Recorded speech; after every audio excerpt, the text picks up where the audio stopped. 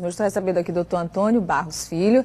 Ele é médico hepatologista, especialista no fígado e tem um trabalho muito direcionado a esse combate ao uso do álcool em todas as circunstâncias, né? Tanto ao alcoolismo quanto ao uso excessivo do álcool, abusivo, que são duas coisas completamente diferentes. Ele faz parte, inclusive, de um projeto muito bem sucedido aqui em Teresina, na zona rural, que é o projeto Viva Bem, que justamente orienta as pessoas sobre o uso do álcool, inclusive ajudou participando aí na elaboração da lei seca implantada há 2 anos.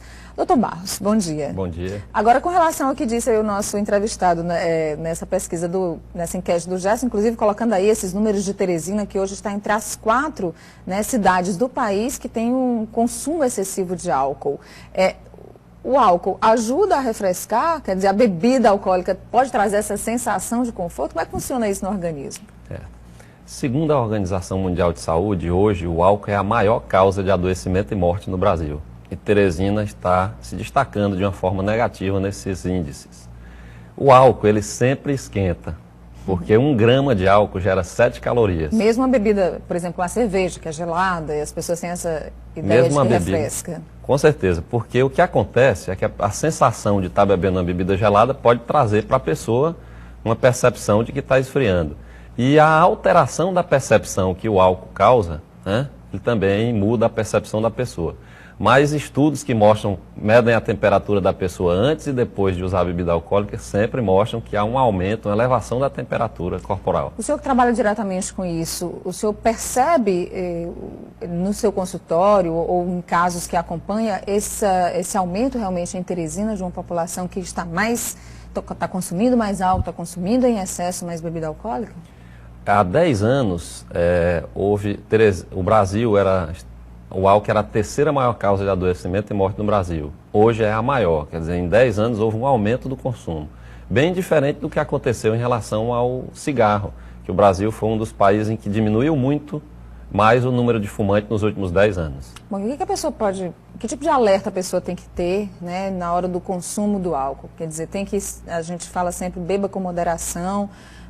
O que isso pode provocar de efeito cumulativo? Porque isso é muito comum, às vezes, entre os jovens, e aí, numa determinada fase da vida, as pessoas não se preocupam muito com isso, e deixam para se preocupar quando os reflexos aparecem, que geralmente é depois aí dos 40, 50 anos de idade. Olha, uma pessoa que bebe mais do que 14 chopes por semana, ou mais de 4 por ocasião, é considerada etilista de risco, e que para a sociedade, muitas vezes, é um bebedor moderado, ou um bebedor social.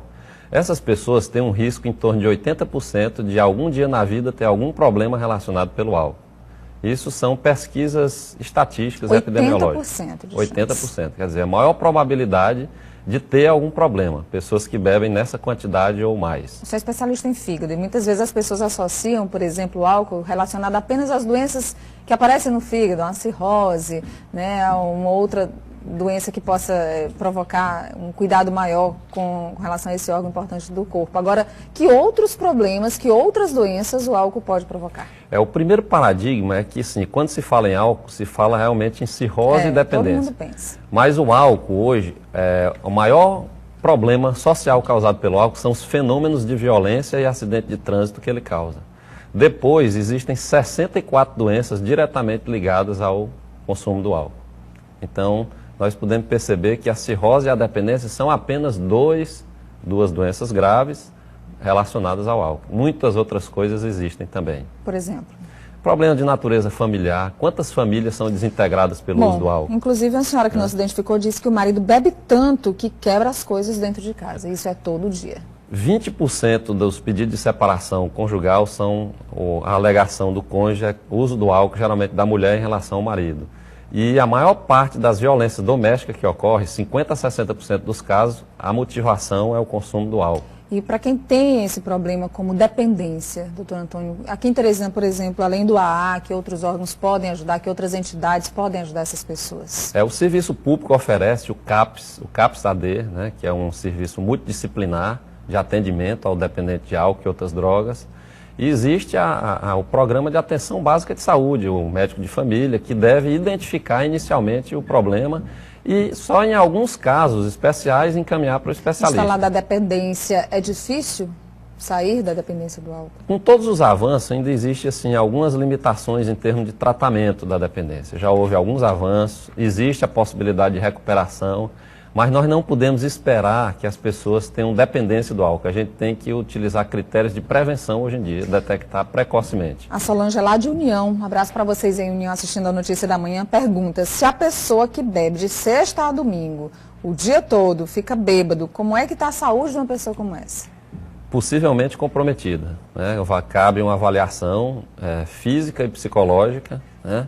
Que é possível que nesse padrão de uso de bebida alcoólica já tenha algum problema. Falar em União, aí o projeto Viva Bem, que é coordenado aqui pelo Dr. Antônio Barros de Araújo Filho, fica ali na estrada de União, já entrando um pouquinho, e aí muitas pessoas podem ser atendidas, encaminhadas, orientadas. Como é que faz para entrar em contato, para saber mais sobre o projeto?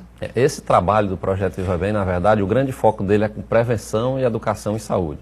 Formação de pessoas nesse tema, um contexto bem maior, né? Sensibilização e políticas públicas em relação ao álcool. Nós já participamos de duas importantes leis, uma a Lei Seca, que é uma lei nacional, que já salvou muitas vidas, como foi mostrado na reportagem, e uma lei municipal que comemora o Dia de Alerta sobre o Uso do Álcool, que é dia 26, agora próximo, de junho, né?